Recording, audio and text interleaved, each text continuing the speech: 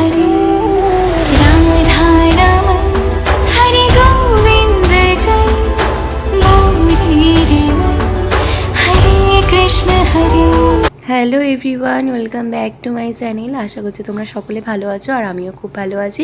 তো গোপু সোনাকে দিয়ে ভিডিওটা স্টার্ট করলাম, তার মানেই বুঝতে পারছো আজকে গোপুকে নিয়েই পুরো ভিডিওটা হতে চলেছে। আর তোমরা থাম্বনেল দেখেই বুঝে গেছো অলরেডি। তো হ্যাঁ, আজ হচ্ছে গোপুর জন্মদিন, মানে জন্মাষ্টমী।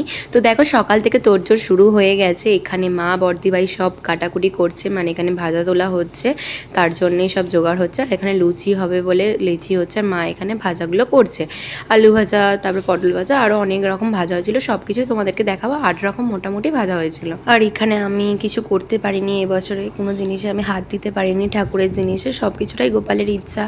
তো যাই হোক, আর এখানে বর্দিভাই এখানে তালের ফুরলি করছে, আর মা এখানে দেখো সব ভাজা তোলা অলরেডি করে ফেলেছে। আমি দেখাতেই গল্প করতে করতেই তোমাদের সাথে দেখো এখানে মায়ের ভাজাভুজি হয়ে গেছে। আর তারপরে দেখলাম অন্বেষা আলপনা দিচ্ছে। অন্বেষাকে বললাম, অন্বেষা তুই একটু আলপনাটা দিয়ে দে, কারণ আমি তো পারবো না, তুই একটু আলপনাটা দিয়ে দেবো। বলে হ্যাঁ দিদি আমিই দিয়ে দেবো। বলে ওই আলপনাটা দিচ্ছিলো। কেমন হয়েছে অবশ্যই কমেন্ট করে একবার জানি। আর শুধু আলপনা নয়, এখানে ব্যাকগ্রাউন্ড সাজানো থেকে গোপালকে সাজানো থেকে ওই সমস্ত দায়িত্বটা নিয়েছিল, কারণ আমি পারছিলাম না বলে ওকে বলেছিলাম তুই করে দিস। ও বলে হ্যাঁ করে দেবো। তো সত্যিই ও সব করে দিয়েছিল। আর এই যে দেখো এখানে সুন্দর করে গোপুদেরকে সাজিয়েও দিয়েছে। তো খুব সুন্দর লাগছে, তাই না? আমার গোপালকে কেমন লাগছে তোমরা অন্তত একবার কমেন্ট করে আমাকে জানিও। আর এখন কম বেশি লোকের সবার বাড়িতেই গোপাল পুজো হয়, সেটা ফোনের মাধ্যমেই আমরা সবাই দেখতে পাই আর কি। আর কি বাইরের লোকের কথা কি বলবো, আমাদের বাড়িতেই 3টে গোপাল পুজো হচ্ছে।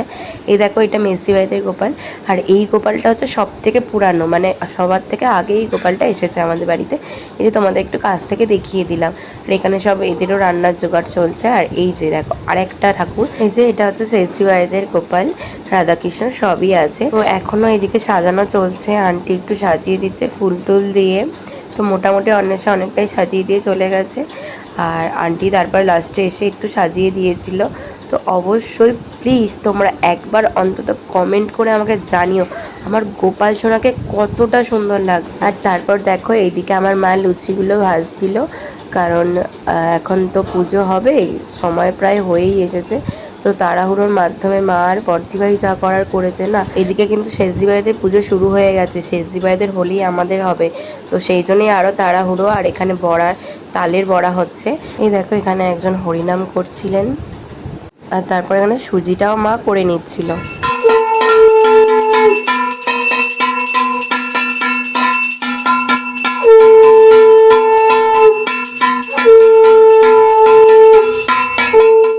এই যে আমার কোনো কাজ নেই, তাই আমি চুপ করে এক জায়গায় বসেছিলাম বিছানাতেই, আর একটু টুকটাক ভিডিও বানাচ্ছিলাম।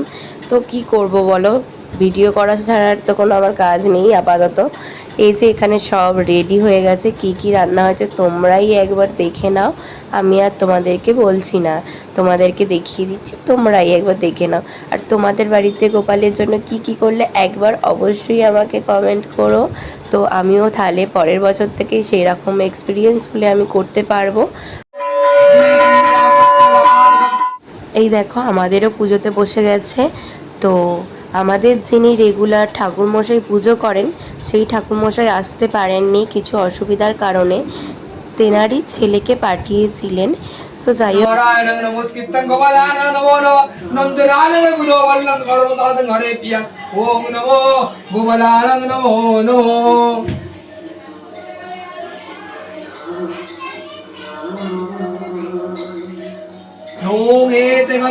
পুষ্পবিল্ল পত্রাঞ্জলি নমো গোবিন্দায় বাসুদেবায় গোপালায় নমো নমঃ।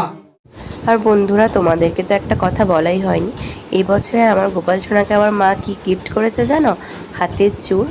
তো সেটা হচ্ছে রূপোর একটা চূড় গিফট করেছে। তো অন্য সময় আমি ভিডিওতে অবশ্যই তোমাদের সাথে শেয়ার করতে পারবো বা শেয়ার করব। আর যে মোটুকটা পড়েছিল না, ওটা হচ্ছে যে রূপোরই, ওটা ধানতেরাসের সময় নেওয়া হয়েছিল। তো যারা যারা ধানতেরাসের ভিডিও দেখেছো তারা তারা অবশ্যই জানতে পারবে। আর এই যে দেখো কি কাণ্ড, দেখো আমার শেষজি বাড়িতে যেখানে পুজো ছিল সেখানে একটা পাখি ঢুকে গেছে, তো আর একদমই বেরোতে পারছিল না। ভিডিওটা আজকে এই পর্যন্তই, দেখা হচ্ছে অন্য ভিডিওতে।